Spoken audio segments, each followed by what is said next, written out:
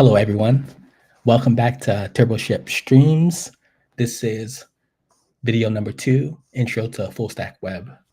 I felt compelled to start back from the beginning after seeing a post on Facebook earlier today where a gentleman was having trouble understanding some particular thing about HTML.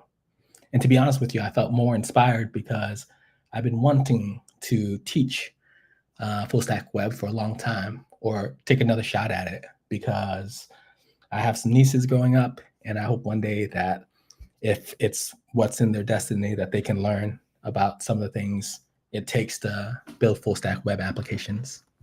So I'm practicing right now and having a good time. I hope you guys can learn something and we can all grow together.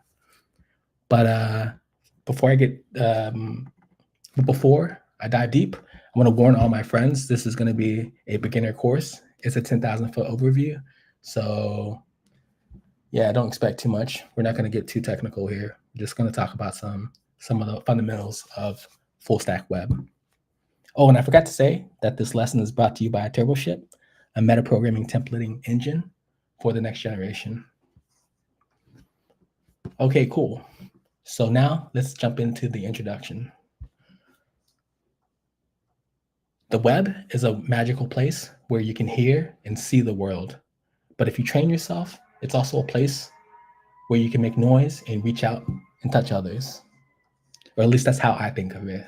And that's why I feel so excited about it. And, you know, I always feel like it's important to talk about, to teach, stuff like that. And anyway, I kind of want to spread that message to everyone else who's ready to listen. So in today's lesson, our program is that we're going to learn about some web elements. I'm going to demo some of the things that I talk about, because it's going to be a 10,000 foot overview and it's going to seem abstract until you see evidence of it. We're going to code a web application. To be honest with you, I'm just going to randomly pick a website to code. Obviously not everything, but like a rough outline of it to demonstrate the web elements. And then, we're going to do it on the spot so you can learn what it takes to code. But I think it's important that we don't plan too far in advance, because something I thought about yesterday was that whenever I try to do everything in advance, you as students, you miss the opportunity to see some of the troubleshooting that occurs, some of the issues that you run into. And additionally, for me personally, whenever I try to plan everything in advance, I always kind of run into a mental roadblock, because I kind of want to do everything perfectly. And then there's kind of this dichotomy of like, oh, is this good enough? Or should I plan more? Or did I talk about enough, etc.? And something my old boss used to tell me he used to show me this one horse. And I kind of think about that a lot, because I feel like I do that a lot, where I kind of have a perfect start, but I didn't quite finish, kind of ran out of steam. So I'm trying to get better about that and deliver a complete lesson, even though it's not going to be perfect at first. I'm going to get better and then make minute adjustments, just like a coach teaching and training the team. We're going to make minute adjustments and get better over the season through every single game, every single play, every single snap. So coding a website, we're going to review it. We're going to talk about like some of the things that we observed, some things that could have been done better, maybe some of the things that were fun, and some things that weren't fun. And then lastly, we're going to have a homework assignment that I hope that whoever is watching in the future can do in order to not only be passively watching a video, but also actively learning and developing their skills in web development. Okay, so let's talk about it. What's the content? The stream's going to cover the following topics, specifically HTML or index.html. I kind of think of this as sort of like the A in the alphabet of the internet. And that doesn't make a lot of sense right now, but in the future, whenever you guys get further along in your development careers, you'll kind of understand what I mean. Long story short, there's this convention, this best practice that everyone does, where like index is the start. And someone decided that a long time ago. It wasn't me. It wasn't the person who taught me. It wasn't the person that I learned from. It was someone a long time ago. And the world has had to live with that since then. Just like someone a long time ago chose A to be the first letter in the alphabet. Does anyone here know who chose A to be the first letter? Why isn't it B or C? Yeah, we sometimes just have to accept things and then move forward. But anyway, the concept here is that index.html is going to be sort of like your front door. It's going to be like a key even. It's going to be the entry point that kind of opens up this whole world of software development in the web. Next, we're going to talk about HTML, the Legos of the internet. So these are going to be the fundamental excuse me. These are going to be the building blocks, the Legos that we use to build out our web pages. Every single web page is going to include this, including the one I'm looking at right now. So you guys see that I'm looking at hackmd.io. If I right click and then scroll down to inspect right here, I'll open up my developer tools. And if we look at elements right here, you guys can see that these are our HTML elements. These are our building blocks right here. Okay. And we can play with them just like Legos. And actually that brings us into the next point. In order to be a successful web developer, you have to understand what your tools are, right? It's kind of like being a chef in the kitchen. If you don't understand your stove or your utensils or your burners, you're not going to be able to cook well. So you got to understand your oven. You got to understand all your tools. So I kind of think of DevTools as being many different things at once. And that's actually why I kind of wrote a bunch of different things right here. So it's sort of like a canvas. And what I mean by that, it's code, so it's technical, but it's also like a blank sheet that we can work with and mold. And what I mean by that, so I can go ahead, for example, and kind of click this HTML guy and then hit delete. Whoa, does that not work? My bad, body. And you can see that everything disappeared because I deleted the body. And here's our blank canvas, our white canvas that we as developers build upon, we draw upon. This is our canvas that we create art. Okay, so what else is our dev tools over here? It's also a workshop. And what I mean by that is you saw a second ago, I kind of blew everything away. I kind of destroyed everything, right? But then all I had to do was refresh the page. Let me do it again. Everything is gone. Oh my God, what am I going to do? Just have to refresh the page and we get everything back. And I think that's an important concept because I remember earlier in my career, I was kind of scared to try different things in programming. But a really senior developer gave me a piece of advice I kind of think about a lot nowadays. Well, I've thought about a lot since then. And that's that a computer is never gonna, well, it may yell at you, but it's never gonna explode in your face, right? More likely than not. So don't be scared if you're not sure what something is gonna do, to just run the code and see what happens. Some people will probably roast me on the internet for saying that, but I think if you're sitting here listening to me, then you got bigger fish to fry than the potential problems with that line of thought. Additionally, I kind of think of DevTools and really Chrome, the browser, and more specifically DevTools. It's also sort of like a garage. And what I mean by that is that it's a place where you can kind of tune your vehicle. You can kind of see how it's performing. Is it performing well? Is it going slow? Is there like an oil leak? All types of different things. So here, when I open up the DevTools, on the right is the elements that we use to kind of build the web pages, right? But we also have a bunch of different other tabs right here. And they all are there for a reason. Just like every one of your fingers and every single one of your toes. They kind of have their own purpose. They don't just, we didn't just waste time making them, right? And specifically, when I say garage here, I'm going to look at network. I'm going to say that we should look at this guy. It's probably going to be maybe your second most important tab. So maybe I should put it right here, a second. Yeah, our network tab is sort of like a garage because we can kind of fine tune our websites. So imagine if I worked at hackmd.com or .io, I can see how quickly the application is going to load. So you can see here, for example, where I'm hovering my mouse, there's this from the left to the right, a timeline. And whenever the page first loads, we're going to see all the different files load in a sequence like a waterfall. And that's how we get this. That's why we get this term right here, waterfall, in this column that I have my mouse over. So let's go ahead and refresh it. Oh, there we go. Nice. So we have that waterfall. I'm going to go ahead and refresh it. We're going to see it happen. And you can see that our dev tools is just giving us a bunch of different stuff. And like, as just one day when you become a more senior developer, you're gonna have to understand this to troubleshoot different issues that you might encounter. So you can see here that basically in conjunction with it telling you like, here's a bunch of different things that it took to load, right? When we loaded this one page, we loaded a bunch of different things. I always kind of think of it like, hey, I got married, or someone gets married, and then they find out their wife has 20 different cousins and 30 different uncles.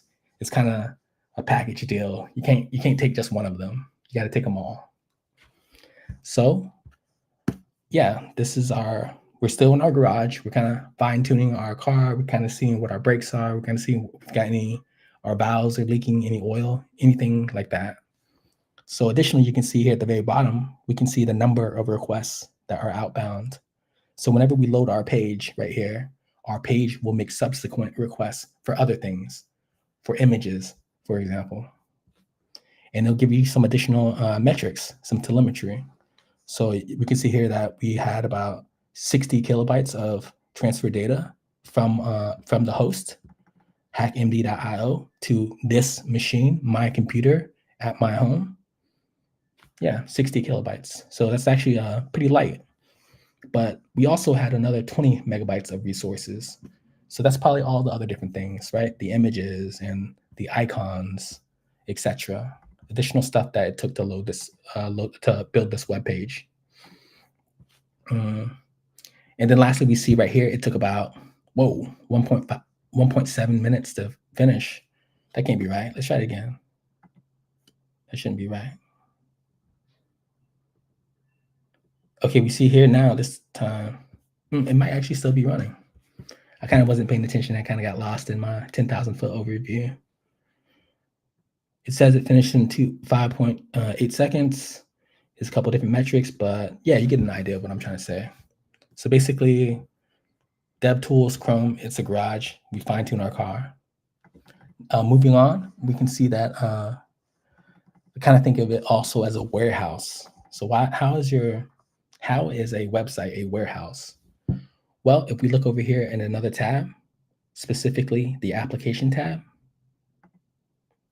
you can see here that there's this left column right here where we kind of have a bunch of different options: storage, application, background services, etc. So these are kind of the places where developers, we can kind of store things so that next time the website loads, it runs faster, or it's like already authorized to do certain things. You don't have to repeat certain steps, right? Imagine if every single time you went to a website, you had to sign back in. That would be a horrible experience, right? And that's precisely how we solve this problem. We use something called local storage. And if we look in our local storage right here, and we click HackMD, this is where we can find out additional stuff about websites and just some stuff that they've stored. So think of it sort of like a warehouse as well. They store information about themselves or about us, or cookies, these magical things that sort of allow websites to understand, where you've gone, where you've been, a whole bunch of different things. A very complicated issue, to be frank. Additionally, I kind of think of it as like a safe, right? So a safe. So what I mean by safe here is that you see right here, we have something called a cache storage. So essentially what a cache or shared storage is a place where, this isn't a good example, but essentially websites that want to load fast, they can kind of stick stuff in there and just leave it there for safekeeping in the future. So maybe your profile picture, because every single time you go to a website, you're always going to load your own profile picture. So you should always have that saved. It should always be cached on the user's browser. So these are, the more advanced concepts within web development. And then lastly, maybe a beacon. Your dev tools is sort of like a beacon. And what I mean by that is they have this, well, at least Chrome does, it has a tab called Lighthouse. And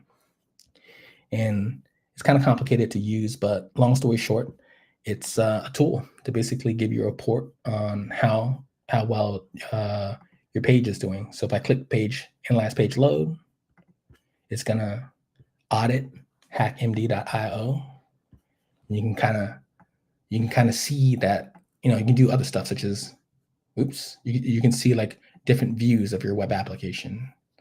Like, what does it look like from a phone's perspective? What about specifically an iPad? What if it's specifically an iPad Air? What would the website look like? Okay, you're done with that. What if you wanted it to be not an iPad in portrait mode, but in landscape mode? Well, here you are. You can use your dev tools and you can see what the website would look like for a user who's browsing from an iPad. Once again, we're talking symbolically here, beacon. We can see that that HackMD is its performance isn't that great. Google has given it a low score for performance and accessibility, but good in other ways, such as CEO and best practices. So cool. And that wraps it up for Beacon. And now I'll say the last thing is a text editor. So your text editor, I kind of think of it as an extension of yourself, to be honest with you. As a developer, once you get good, your text editor or your code editor of choice is going to be like your five senses. It's going to allow you to see the world, to hear the world. It's going to allow you to touch the world, smell it, and even taste it. And what I mean by that is maybe right now when you first get started, you build websites, you're not going to, well, everyone when they first get started, they're not going to know how to do all the different parts, right? Like in your Jedi training of becoming a master Jedi of web development, you don't pick up all the skills at once. So at first, you're kind of only putting up websites and putting them out there in the world, and then hopefully people visit. Even right now, I'm doing that essentially, right? I'm making a video, posting it. I'm hoping people come and visit and they figure out what's up. But eventually, when you get better and let's say you scale your business or whatever product you're working on, there's going to be ways for you to kind of reach out and identify what's going on. You can have access to databases to see and understand how many people visited your website today, what page did they go to, how long did they stay, what type of behavior did they engage in. So that's another really cool thing I think about with not only the web, but basically my text editor or my code editor, because the tooling that's available for a long time, you're not going to understand like the more advanced tools, but the tooling that's available for DevOps engineers, or actually more specifically hackers, right? It's going to allow you to literally reach out into people's homes and do things to their businesses. Even if you look at like information security news, you'll see a lot. There's people every single day getting hacked. So just know that your code editor is kind of like a sword, right? It was an extension of a person, and it can have like real impacts on the world, is I guess what I'm trying to say. Okay, cool. So that's our 10,000 foot overview. It's now time to actually talk about some code. And how are we going to do that? Well, if you guys, for those of you who watched my last video, you guys saw me basically say every single web app in the world is a bundle of files. It's just a collection of files, and you kind of put them all together, and eventually they kind of load on a computer. So it's kind of like maybe a CD-ROM or something like that, a different version of a CD-ROM.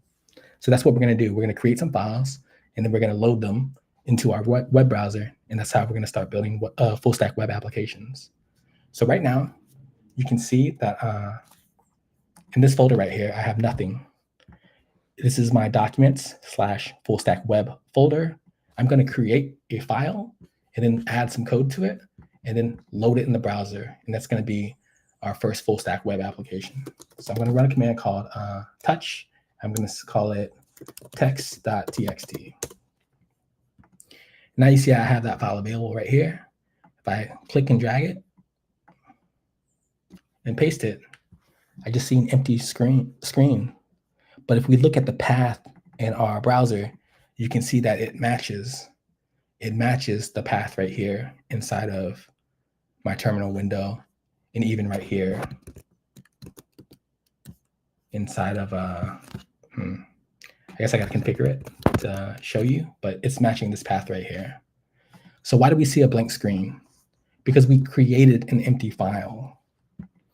What we need to do is add something to it, right? This is our canvas, but we need to, we can't just say that I have art and then have art. You have to like do something. You have to get out your paintbrush, choose some colors, and then do some stuff.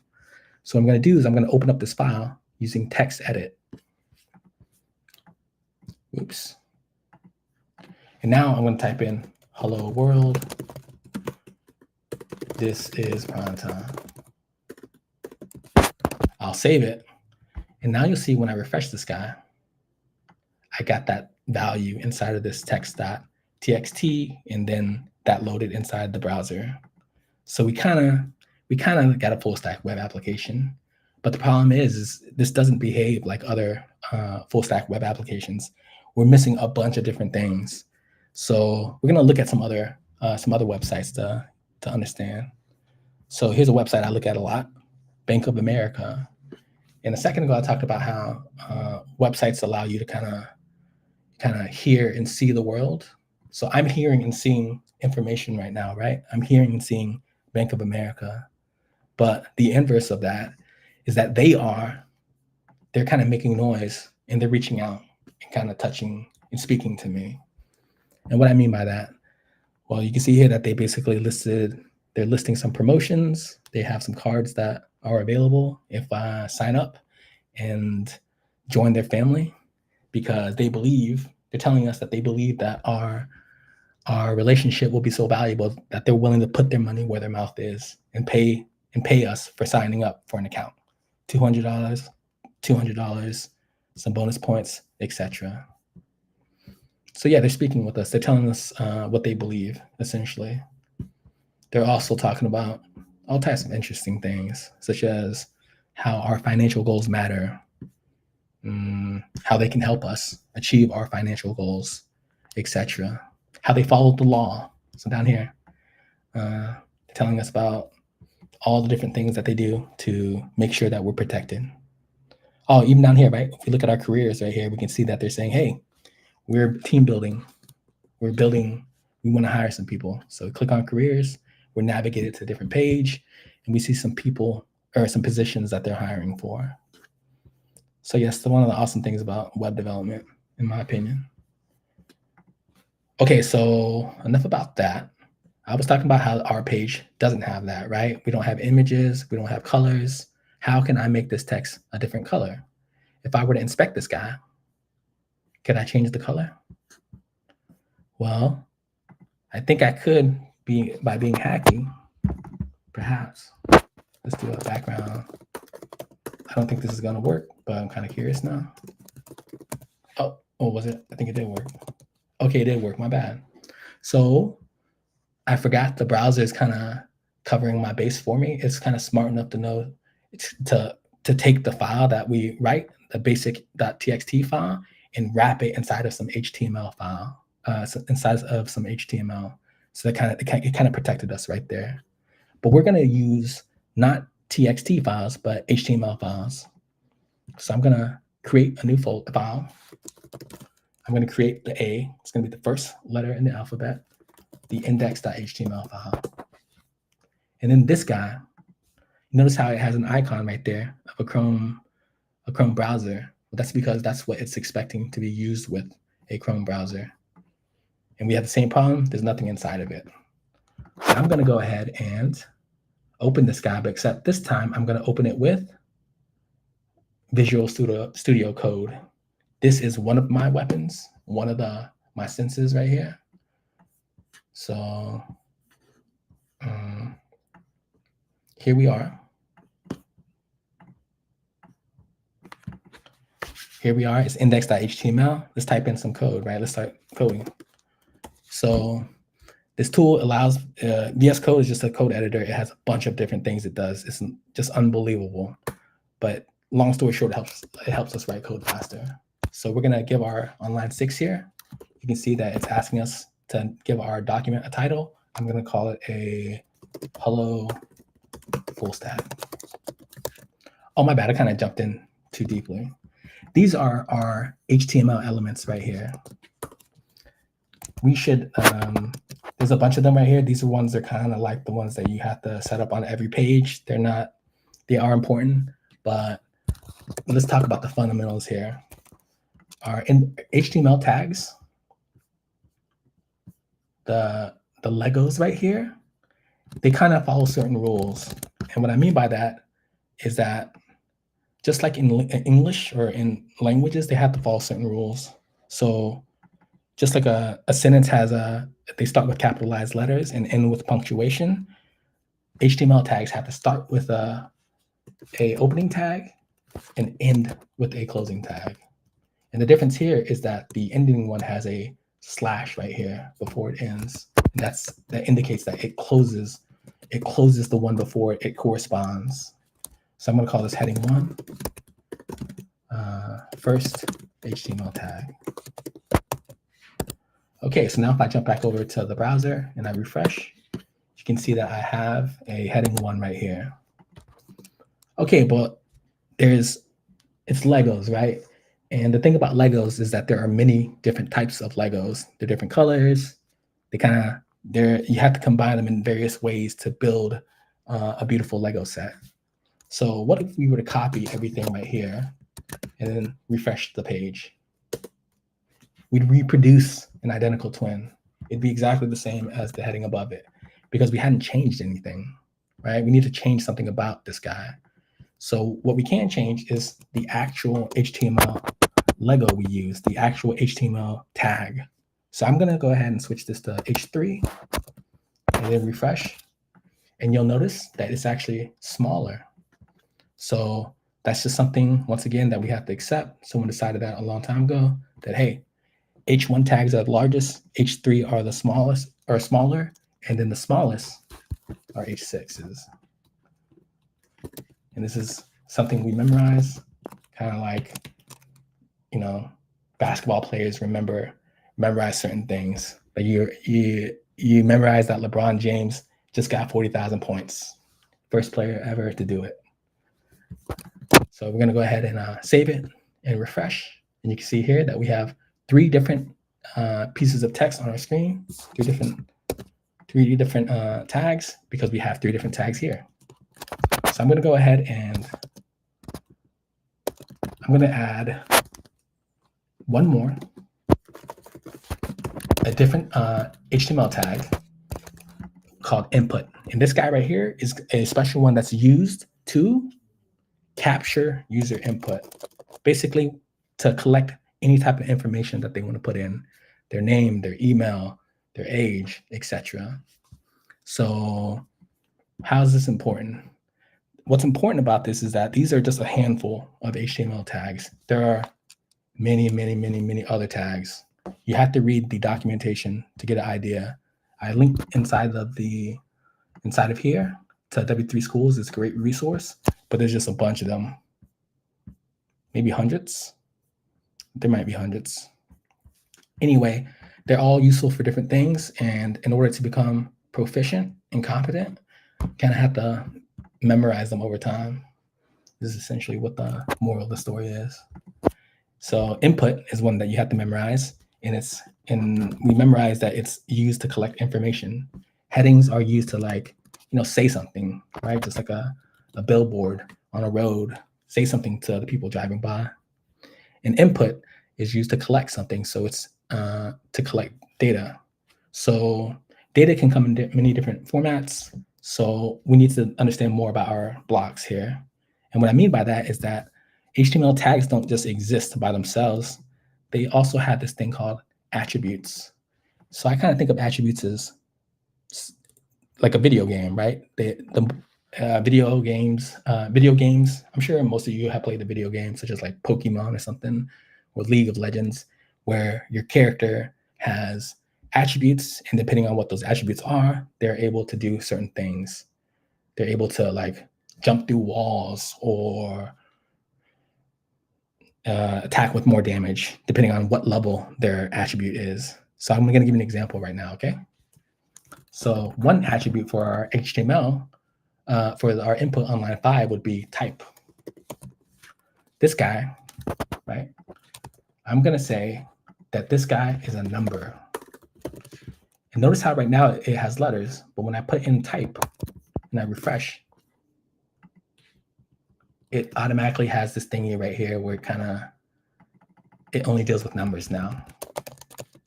And I actually can't enter any letters other than E because that's a scientific notation. So yeah, depending on attributes, our HTML tags will behave differently. And there's a bunch of different ones, right? There's numbers, there's password. So if I were to change this to be password, guess what would happen? Our text inside the input becomes hidden and we can't see inside of it anymore. It's hidden from the viewer. So these are things that you kind of have to play with and get a feel for through blood, sweat, and tears is how I think of it, sacrificing your freedom, But it's good to sacrifice your freedom for this other than, not do it, because in my opinion in life, you have to pay for the things that you know and the things that you don't know, right? If you don't know something, you might be more likely to be taken advantage of, for example, or, just not having knowledge to empower yourself. So yeah, that's what we're doing here. Anyone who's watching the video so far to this point is you're empowering yourself. So you gotta keep it up, is I guess what I'm trying to say. Okay, so now we have some basic HTML tags. I'm gonna go ahead and now add back the boilerplate HTML, and I'm gonna copy in everything there and then name it. I'm gonna name it Instagram, and I refresh, and you'll see that nothing changed, because once again, this is sort of like this is just basically our paperwork HTML tags. It's kind of like we got our I's dotted and our T's crossed. We have our driver's license before we go driving, and it's gonna basically, we're gonna be good to go no matter what happens. So I just decided that we're gonna clone Instagram because I was kind of looking at Instagram earlier, and I saw my previous boss here, Mr. Charles, and I and then now the screen kind of jumped over to this girl. Damn, I was gonna say something about Charles. He had a really funny quote. What was it? 2K. He said something about, what was it? Just a C-level player, a paddle player trying to make it in the B-level world. That's kind of how I feel too, to be honest with you. I sometimes struggle with whether or not I should be making content like this because there's just so many talented people out there in the world. But just to share with you a little bit about my backstory, I just want to be a better version of myself. And I think that, making these videos might help me attain that goal. It's kind of keeping me out of trouble from doing other things that I might be likely to do on a Sunday afternoon when I'm home and bored, because I don't like watching TV and I don't like watching or playing video games. Okay, so yeah, inspired by Charles, we're gonna build Instagram. So yeah, let's take a look at Instagram. What do we see here, right? We see, well, really, there's a bunch of different pages. There's just a bunch of different pages, and it's kind of pick your own adventure of which one you want to build, right? But you can see here that the main page, this is a common feature of many different applications, is that when you load the page, you can kind of scroll through an infinite list of content. And this is how they make their billions and billions of dollars, Facebook and TikTok and whatever, because essentially they've got your attention. And then when they got your attention, they can just throw ads at you periodically and collect their however much it is they make for each ad. I'm surprised I don't see an ad so far.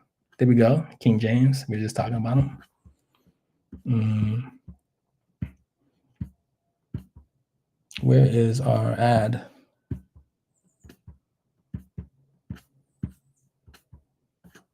I kind of like ads, to be honest with you, because they're also a way of learning what's going on in the world, right? Different types of businesses, different types of ideas, people who are putting in work and like trying to, you know, make a better life for themselves and their children, their families, whatever.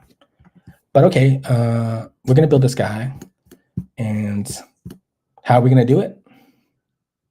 Well, if you guessed HTML, you guessed right, because just like Bank of America and hack.html, every single website in the world is built using HTML.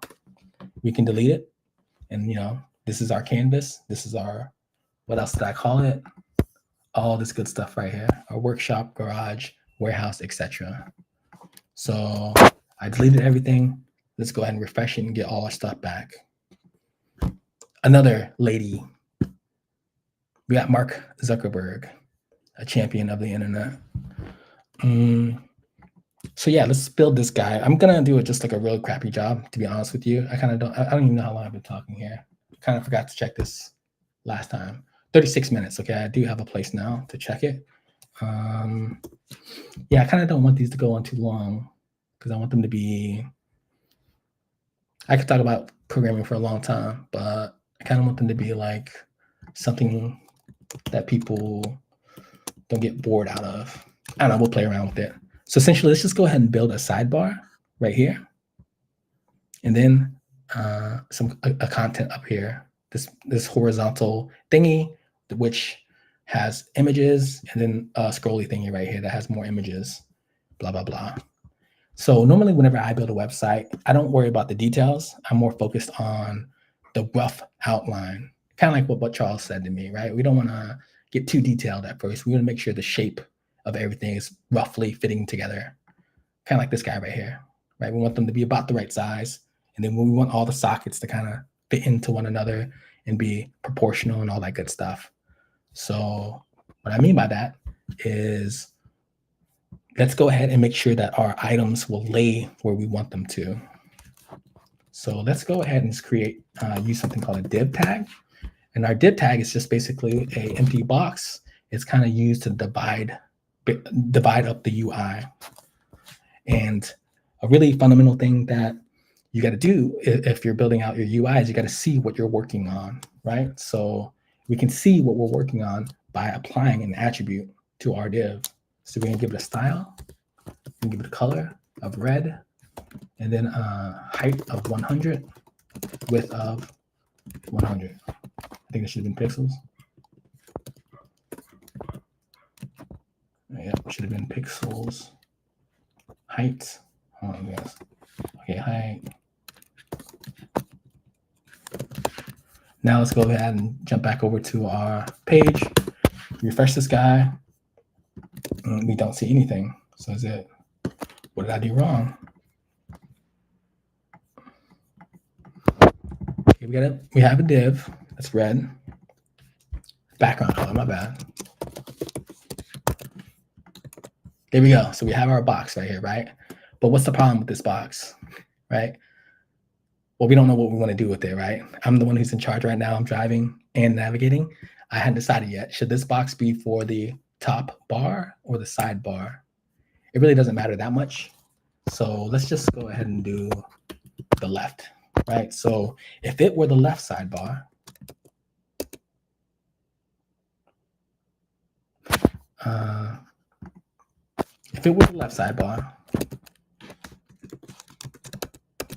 what are some things that are missing, right? It needs to be the full height, and it needs to have some icons inside of it. So let's go ahead and make it the full height. I'm going to say that instead of hard coding, making this a value, the same thing that it will always be 100 pixels, I'm just going to say it's always going to be 100% or 100 VH. And that's just basically code for the view height. And when I do that and I refresh, we see that it grows to the full length of our page right here. And you can see now that our red column thing, our red sidebar isn't directly touching the edge of the browser of the viewport. And that's because by default, there's always a little bit of padding and margin. There's a little bit of padding within our body. And we can confirm that by opening up our DevTools, clicking on body right here. you can see right here, there's margin, right? So if I click that value and can I not adjust that? Click it. Come on now. So let's just click it right here. We can do that one too. I can decrease it. And you see how the red box is kind of moving further away from the side because of this flex box thingy, this thingy. Yeah, so we can basically adjust this value as we need. So I'm gonna go ahead and add that to our head tag. Another convention is this is just as you get better. You don't want to have all your code look like spaghetti. You want to put have your code be orderly, just like your house, right? You don't put your garden equipment inside your bathroom, right? And you don't put your cooking utensils inside the garage. You got to put things where they're supposed to belong. So for the style right here, because this is something that isn't to a specific element but the body, I'm going to add a style tag here in the header. I'm going to target my element using CSS. I probably shouldn't have. I probably should actually mention that now. Basically using CSS to target this body guy right here. CSS we'll talk about next class, maybe next lesson. But basically, it's just another core fundamental thing of web pages. It's a way of making things look the way you want them to look. So basically, the pattern is this. At a high level, we select something for styling. Then we assign the styles we want. And that's essentially what we're doing right now. The pattern here is we selected our body. We opened up this curly brace, and now we're going to assign it. So we're going to say our margin is 0 pixels. So I'm going to save it, and I'm going to refresh. And now you see that I refresh, and our margin has gone away. But if I comment this out, and then I refresh, our margin is now back. So we got rid of that guy. We got our guys there. And now what do we need? We need icons, right? Well, I don't know how to make an icon, so we're just gonna have to Google it. So I'm gonna say, hey, how can HTML icon tag? And in doing that, you will find ourselves at W3 Schools again. We have an icon. Here's some icons that we can look at. So we just copy this guy, copy these guys. We'll place this inside of our div right here, and we're gonna hopefully see it kind of show up here. Okay, we don't, but are they here? They are here. So what is the issue? I think it's because of the color. Why is the icon not here? I think it's because oh, my bad. I need to import them. Long story short, here, this code right here, it doesn't have a line number, but this tag, this HTML tag that says script, this guy right here is basically our delivery boy. He's gonna go and get our icons for us from the internet. And because he gets them, we have them available. So now when I refresh the page, I should have them. Let's think about this, eurocode.js. Okay, I didn't read that oh, my bad, I gotta use this one. I apologize. This one is the one that's actually meant to be used by everyone on the internet. So let me try that one more time. So here's my link tag. I refresh it. Man, I don't know how to code today. What's up with that? Let's think about this. I got a HTML tag. Is it really this one? Long story short, this is basically something that's publicly available. Icons are like publicly hosted and maintained by some companies in the world, and they kind of provide them for us to use, just the way YouTube provides the this service for us to watch a video and stuff because they monetize it elsewhere. So now, still not seeing it. So now I'm concerned. Think about this. Do I need let's click this guy right here. Click it. We do see icons. So why is this? This is one of the awesome things about W3 Schools. You can learn a lot by just looking at what they do. So here we see that we have a link tag, one of our HTML tags. we add that guy to the head.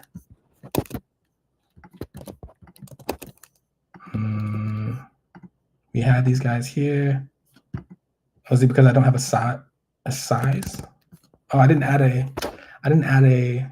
the correct style. I need to add a font size. So basically they're there, but they're like infinitely small is what my next conclusion is.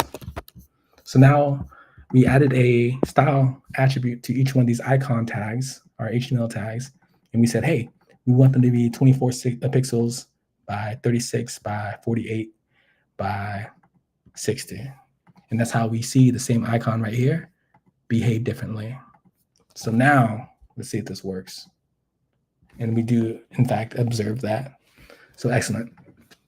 Okay, so now our problem is what? We're trying to build Instagram, but our icons are we kind of want them to be the same size. So this is a use case. This is a situation in which we don't want to directly copy and paste. We kind of want to copy and paste what we want to keep. We need to be more mindful of it, I guess you could say. We don't want this guy to be too big either, right? So we want this guy to be maybe 48 pixels. We see that guy right there. Cool. So now I'm going to go ahead and add a couple more. Oops. We have them. It should be just in a straight line down, right? And I copied a bunch of HTML tags and kind of put them in a row, thinking that they would go one after another down because it wasn't that wide. But evidently, this container is wide enough to fit multiple background color, multiple icons. So what would happen? How can we fix this? So this is just like everything in life. There's just a bunch of different trade-offs in whatever decision you make. we can make this container smaller. I would think that would work. And it does. Or we can apply a thing called flex.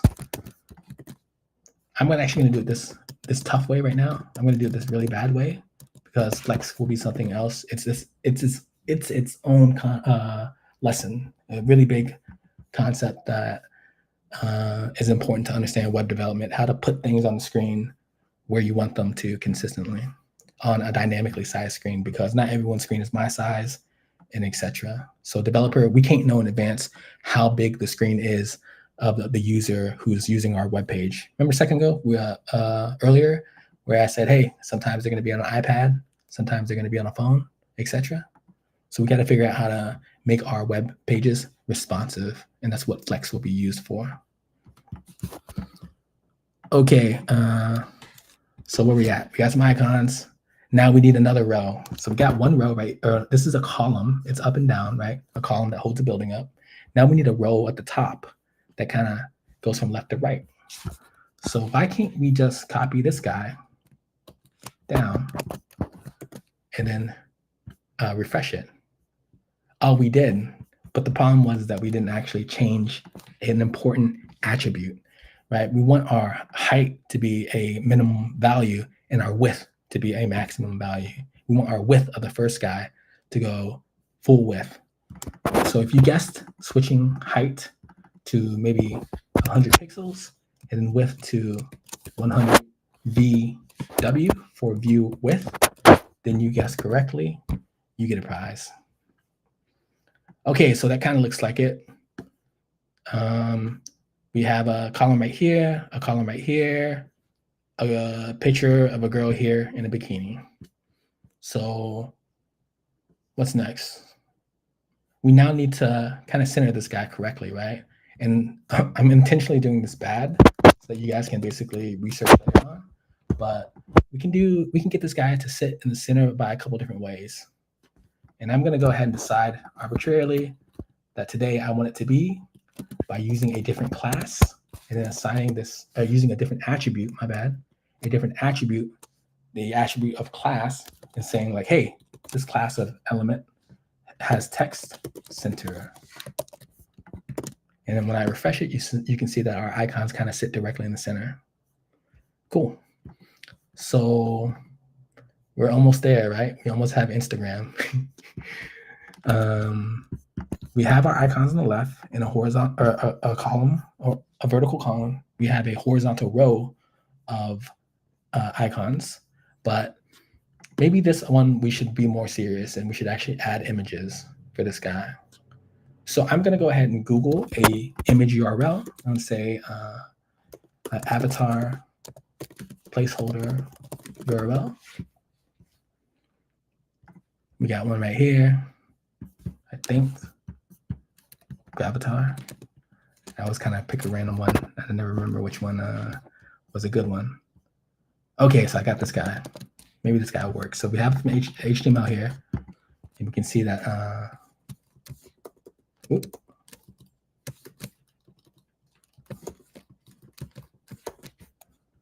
Let's go ahead and just add this guy to the very top and see what happens. So this is once again experimenting, right? We're experimenting with our thingy. Our computer's not going to blow up on us. So we added the avatar, but what's the problem here, right?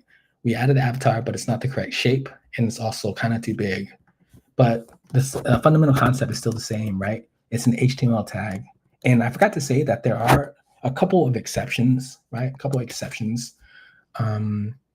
Not every single HTML tag needs to have a closing tag. Some of them are special because they don't actually contain anything other than themselves. So they can just kind of self-close. And that's what we can see here on line 29. So in order to make this image work, this image tag, you can see that we put in a attribute of source, well, SRC, which stands for source, and then the URL. If we take that away and refresh, our image disappears. So we're still basically working on the fundamentals right here of understanding our HTML tags, how they have openings, closings, they have attributes which sort of dictate their behavior. Remember how earlier we had the input that would kind of be a number or text or hidden, depending on what the attribute of type was. So now we're going to introduce another attribute type. Another attribute. We're going to call this one. Actually, I kind of did it. My bad. I did it here on line 40 or 24. Style, right? This is where we kind of make them a specific style. So I'm going to say this guy is going to be height of 26 pixels, width of 26 pixels. And let's see what happens. Wow, way too small. So now I'm gonna say that this guy's gonna be 52 pixels. Refresh. Okay, closer. That's still kind of too small. 64 pixels. Okay, good enough. But I kind of don't like the way that they're hugging up against each other. We need to apply some additional style, right? Styling can be in so many different things. Your style can be the way you talk, what you wear, what you don't say, what you say, when you speak up, when you're silent. So yeah, there's a bunch of different properties with style that we have to understand. So we have our height and our width, but we also need to understand margin. So margin is saying, hey, how far away do I want to be from other elements? So for this guy, I'm going to say 8 pixels. And you can see that kind of moved everything over.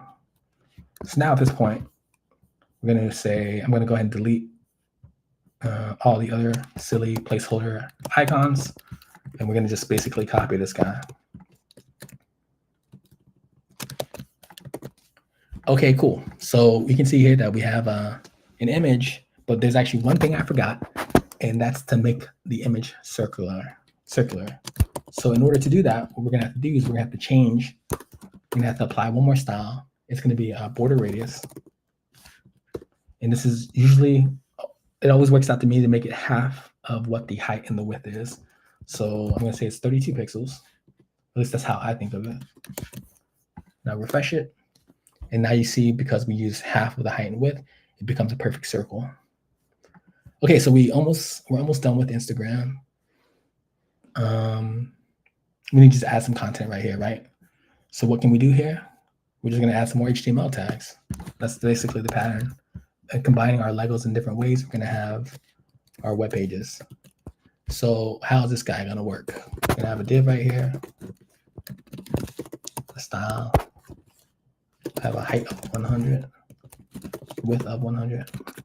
My bad. A color, my bad, a background color.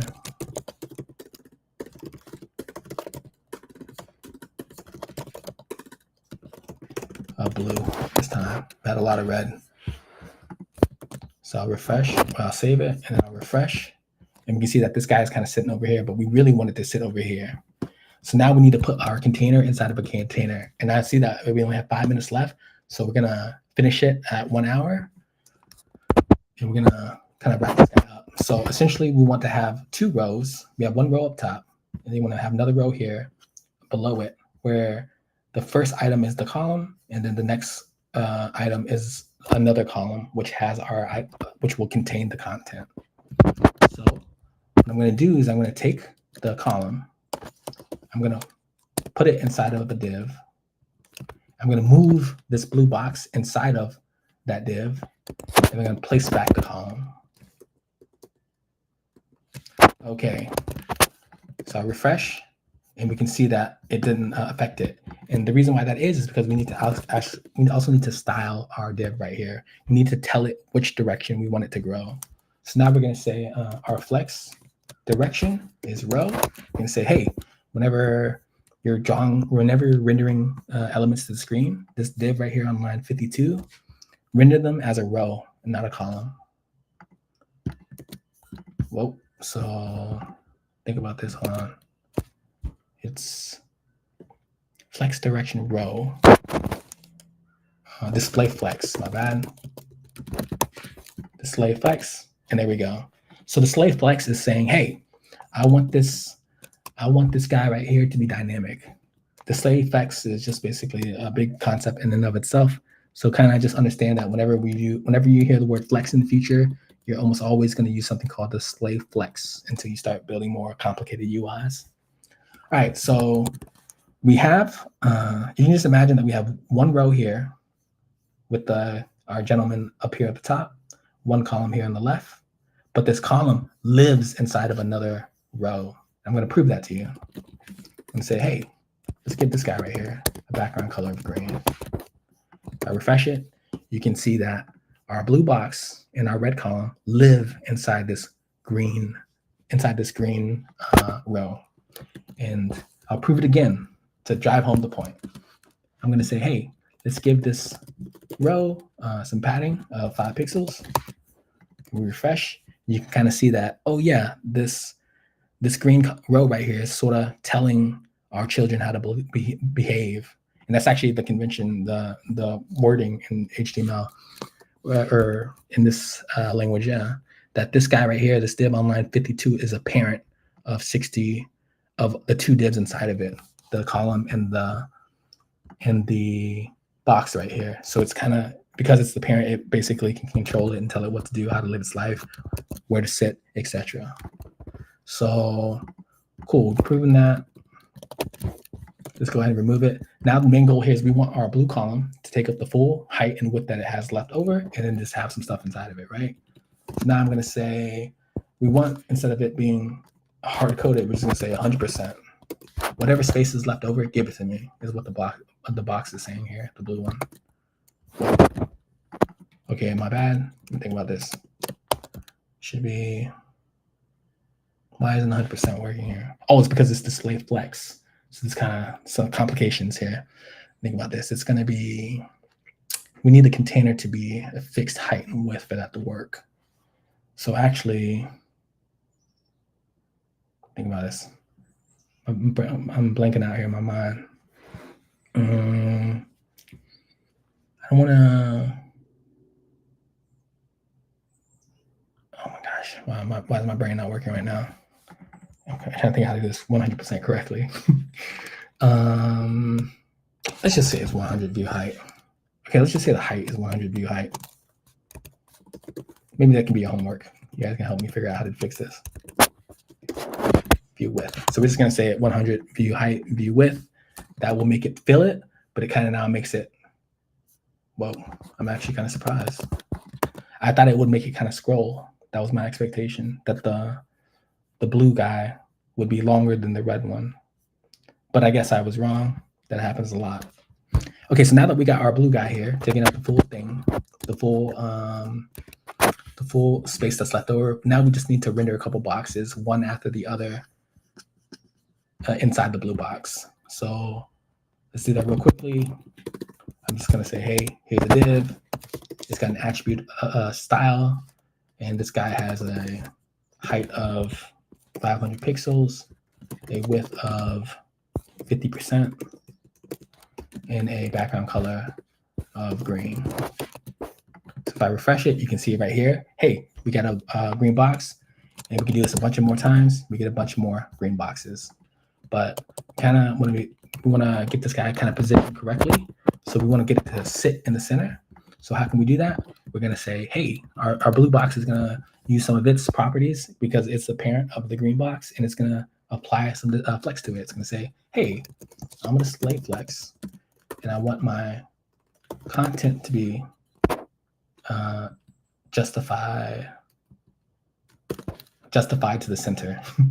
Man, I kind of threw a bunch of CSS in there. My bad. Justify content center.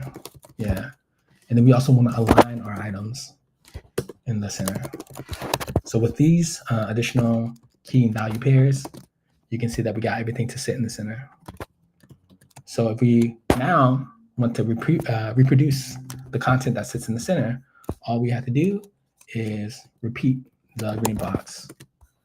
Oops, and I wanted to do one more style. We want to have some spacing in between them, right? Because on Instagram, you can see that like all these guys aren't directly touching each other. It needs to be spacing. So we're going to say, hey, it's going to have margin vertical. You can see the drop down in our code editor is kind of helping us, telling us what we can do. Top, bottom, a bunch of different ways. I thought it was a margin vertical for some reason. Margin vertical. Well, it's available in some more complicated tools. So we just say, oh yeah, it's like that's right. We can do it this way. I'll just do a top actually. We'll do top, margin top, 32 pixels. And then now, well, the thing is actually it's going from left to right. So we actually need to do one more thing. We need to make our display flex here. We don't want it to go from left to right. We want it to go from top to bottom. So we'll say flex direction, column. And then now we can copy and paste these guys right here, refresh the page, and you can see we have basically a vertical infinite scroll. Not really infinite because we've hard-coded these values right here. And actually you can see that we don't grow to fit. So yeah, the key takeaway for this lesson is what? That every single website is fundamentally some HTML tags that have attributes that are attached to them, and these attributes that are attached to them kind of dictate the behavior of the HTML tags. And obviously, like this is a 1-hour crash course into HTML. It's not perfect, but the fundamental concepts are there. So let's go ahead and review. What's our recap here? Oh, I can't edit this. Well, just recap, right? We just did it, right? We're building full stack web applications. They're composed of HTML tags. The HTML tags have attributes. The attributes have values, right? They're like characters in a video game. Depending on what the value is, the character will do something different. If the attribute was magic and it was really high, it'd probably be a wizard. And if it was like a missile attack character, it'd probably be like an archer or some type of hero that throws something. You guys get what I mean? Oops. There's a bunch of them. There's an infinite list. It takes years of practice to get good at this. So you got to start somewhere. I'm thinking of this guy right here. So hopefully, don't compare yourself to others. How they are, like their step 20 of their journey. Compare yourself to yourself. So I hope I can help someone like this and maybe hopefully get better at what I want to get better at in the future. Yeah, and here at the bottom, we have a homework assignment. I'm 5 minutes past time. So those of you who are still here, check it out. Do this. I think it'll help make you guys a better developer. Thank you for your time and have a nice day.